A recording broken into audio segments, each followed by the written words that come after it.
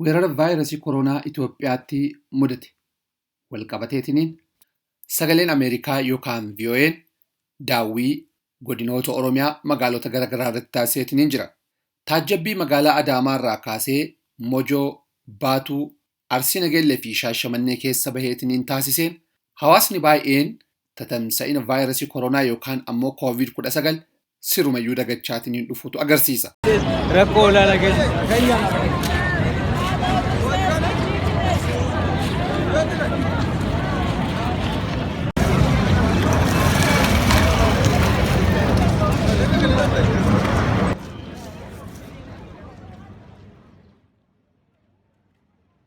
Bakki namoonni dhadhaabbatan argitan kuni magaalaa Baatuu dhiheenna namni 2 vaayirasii Koronaatiin keessatti qabameetiniin jira jedhamu. Kanneen walgahanii dhadhaabbatan illee waan waayyuu uumamee hin fakkaatan.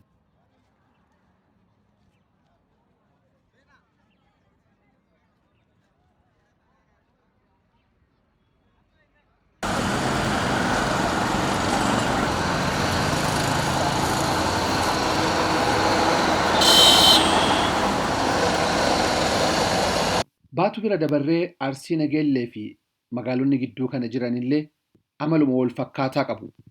Magaalaa Shaashamannee yoo geettan immoo silumayyuu caalee hammaateetiniin argitu.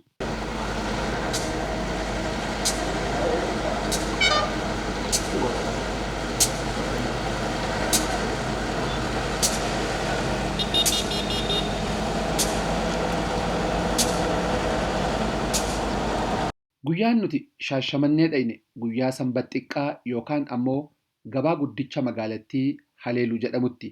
Sochiin gabaa kana keessatti mul'atu isa kanaan duraarraa waan addaa hin qabu. Namoonni tokko tokko haguuggee afaanii fi funyaanii hidhachuudhaan alatti hunduu akkuma fedhetti walabaan socho'a, warreebbata, waliin dhaabbatee haasa'a.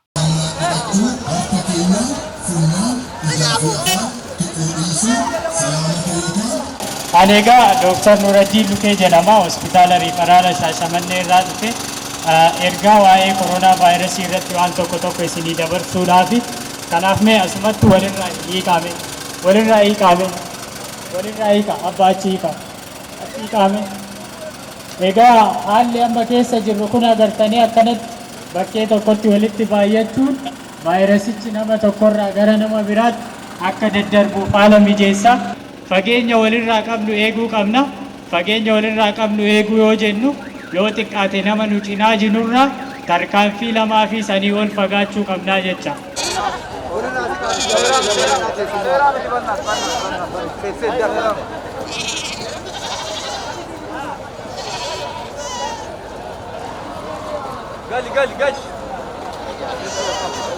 Seera qulqullina keessa eeggadhaa fi harka keessan dhiqadhaa.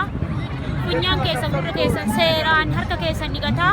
Foolii namaa biraa fagaadhaa akka jedhanii jiraadhaa jira. Jiraachuufuu uummata keessaa siqee jiraachuufuu aniin mana galaa jiraadhaa eeganuun jedhan iddoo daldalaatitti illee walis siqaattan nuun jedhanii haa haasayanii malee qulqullinaan jiraadhaa haa jedhanii malee nu akkasii jiraachuuf soorata tokko argachuuf hin dandeenye waan ta'eef wal keessa babbaarra.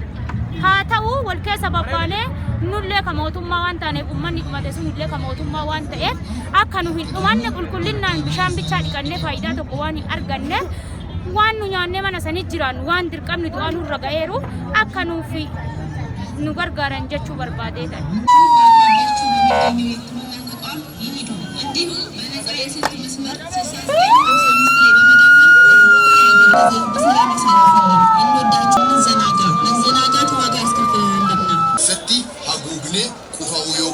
haxxifachuu yeroo qofaanu yookaan haxxifannu sooftii fayyadamne iddoo banaa hin taane kan namni biraa harkaan tuquu hin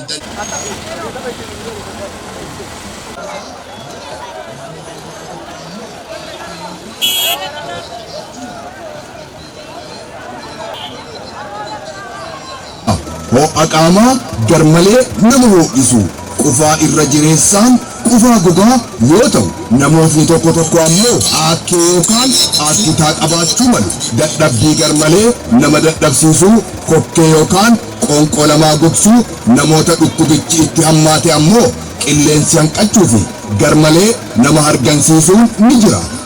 namni yoo haasa'u, yoo hattifatu, yoo tufamu, namni dhukkubicha qabu haala salphaa ta'een nama biraatti dabarsuu danda'a. Kanaaf tarkaanfii lama walirraa fagaachuun haala kanaaf barbaachisaa jecha. Gabayaa keessatti illee gabayaan dhufinaa bakkee cidhaan itti walitti hin baay'atinaa kan jennu tufamu. Namni dhukkubicha qabu haala salphaa ta'een nama biraatti dabarsuu danda'a.